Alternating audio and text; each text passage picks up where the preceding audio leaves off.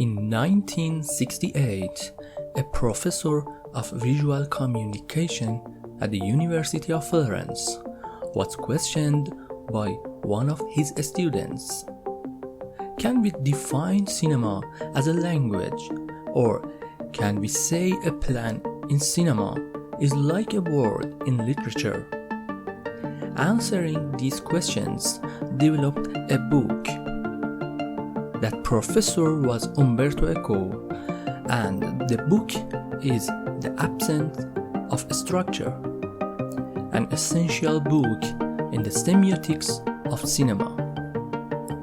Umberto Eco left the University of Florence the following year to become a professor of semiotics at Milan Polytechnic.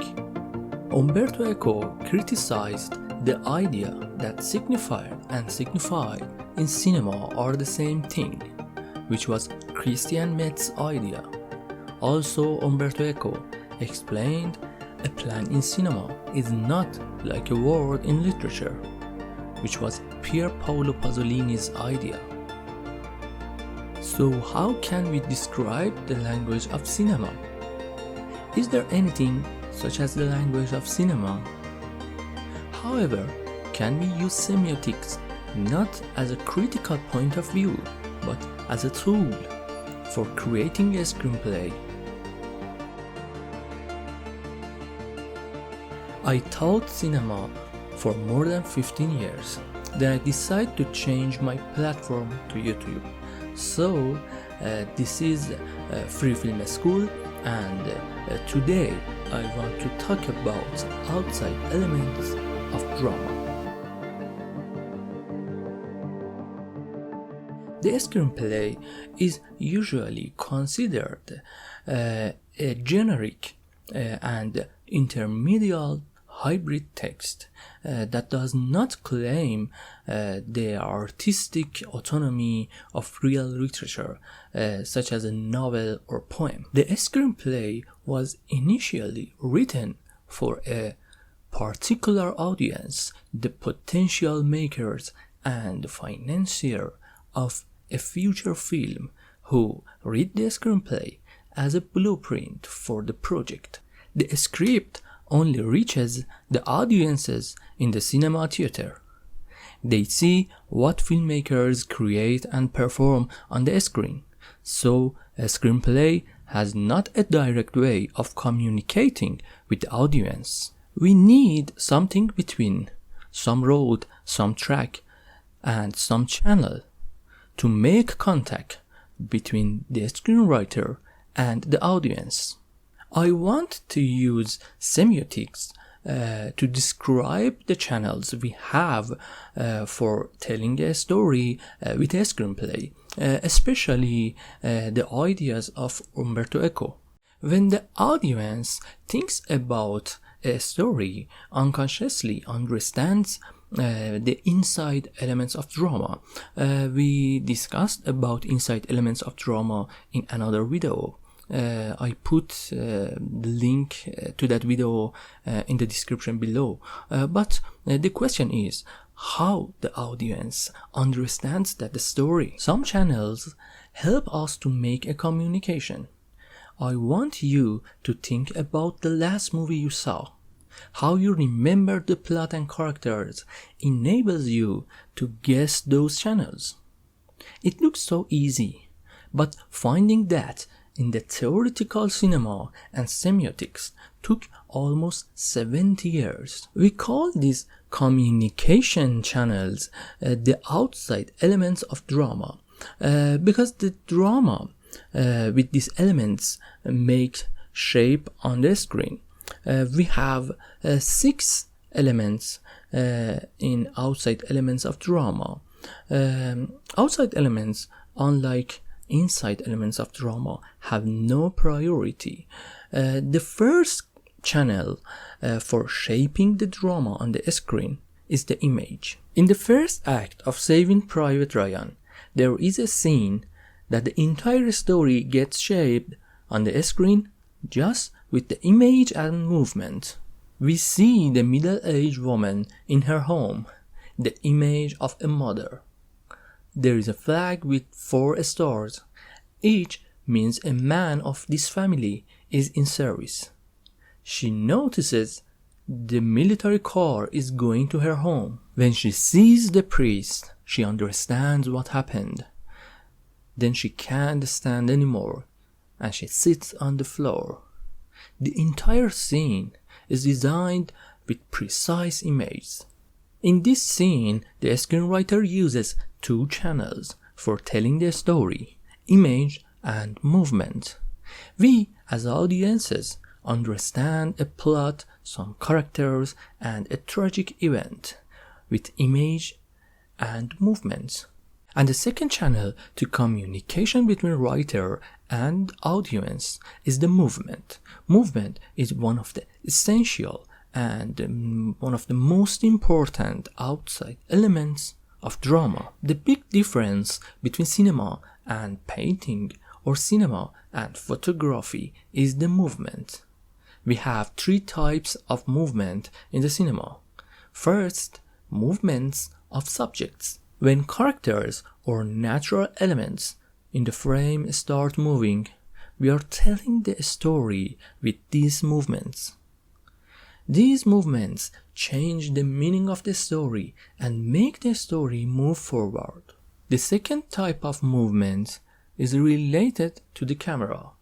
The movement of the camera can make a change in the story or create a subtext. But one of the exciting movements in the cinema is movement in the editing. We can use the movement of editing to change places or for comparison. Cinema is a narrative art, and the arrangement of incidents is crucial for every narrative art. The movement of editing helps this arrangement. You know the audience can see the words of the screenplay. We should translate every word we write in the script into one of the outside elements of drama. But there is an exception. We have some words on the screen. When a character texts or when someone writes a letter, if we show those words on the screen, we use the third one of the outside elements of drama. At the beginning of Casablanca, German soldiers try to find who stole the documents. They shoot and kill somebody on the street. There is a French slogan on the wall about freedom. You need to learn French to understand that subtext. Or in Bram Stoker's Dracula, we can see a letter on the screen. We can see the exact words on the letter. Or even in present day example, we can see some words on the screen in Spider-Man Across the Spider-Verse. These words makes the comic book vibe. These 3 outside elements of drama were visual, but also we have some auditory parts in outside elements of drama as well. Dialogue is the common auditory way of outside elements of drama. We should speak about dialogue in another video because it is essential to screenwriting, but that's enough for now to know which dialogue is one of the most crucial outside elements of drama. But there are 2 different ways of auditory channels for screenwriters to communicate with the audience: music and sound. When we design music in a drama that is part of the fictional setting, and this music performed or heard by the characters, we called that diegetic music. Diegetic music is part of screenwriting, but non-diegetic music, which is any music that doesn't originate from the film world, is part of the director and the editor's job. We only speak about diegetic music when discussing using music to create a story. There is a great scene in Intouchables. The writer uses music as an outside element of drama. The Intouchables have the story of an unusual friendship between Dries, a still smart immigrant hired to care of Philip, a French nobleman. After his birthday party, Philip asks the musicians to play some famous classical music. The reaction of Dries is delicate. He can't recognize any classical music except one that he heard in the music on hold of the unemployment insurance call service. And in the last part of the scene, Dries introduces his favorite music, which makes everyone join the dance. This fantastic scene makes characterization with the music in a perfect way.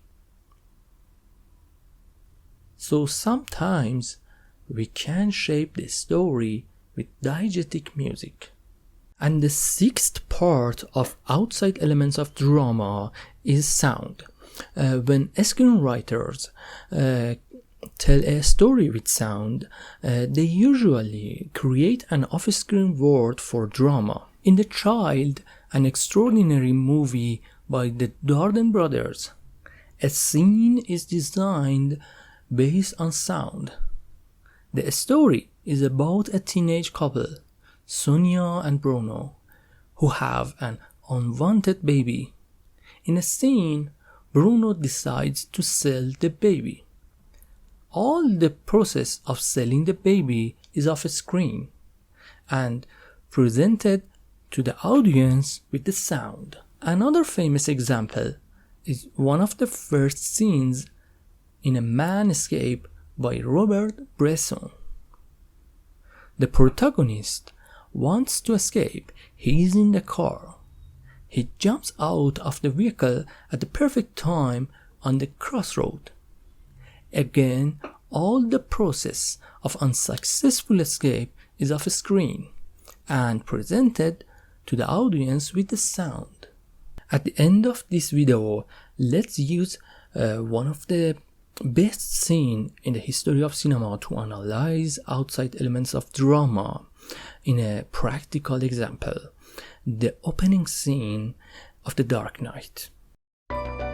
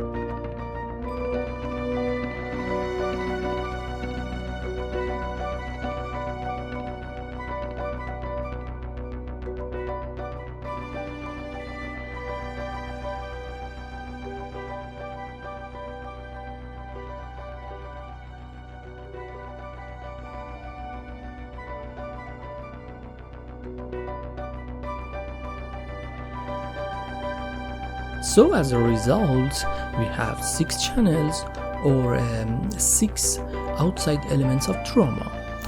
3 of them are visual and 3 of them are auditory.